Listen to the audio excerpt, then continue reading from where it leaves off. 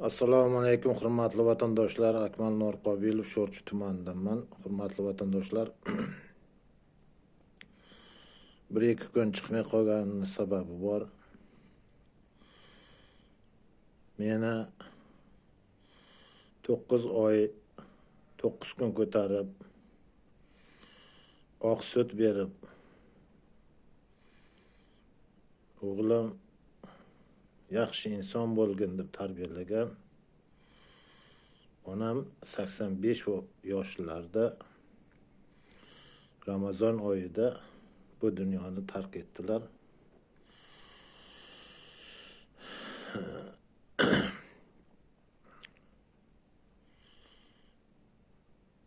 Joylar jannatdan bo'lsin, hurmatli vatandoshlar.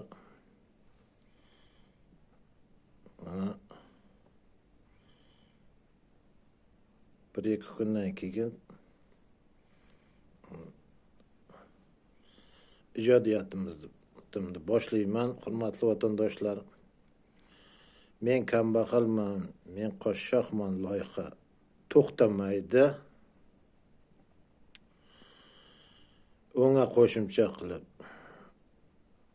muxolifat 2026-yil muxolifat yili, bu ham to'xtamaydi. Hurmatli vatandoshlar,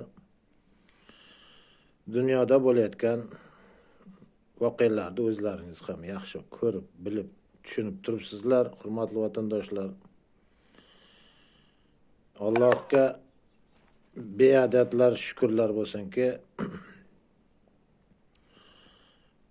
Ramazon oyida shaytonning asosi kishanlangan oyda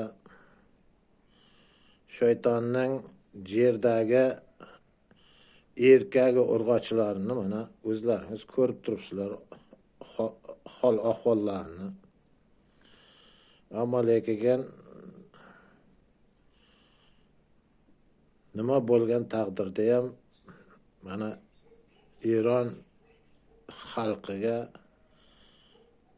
men qoyil qoldim. Men kabi ko'p insonlar ham qoyil qolishdi.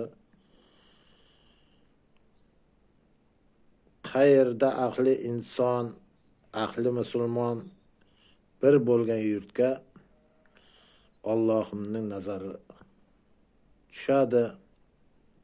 Hurmatli vatandoshlar, bir ikki kundan keyin ijodiyotimni davom ettiraman. To'xtash bo'lmaydi. Hurmatli vatandoshlar, qaytish ham bo'lmaydi, to'xtash ham bo'lmaydi.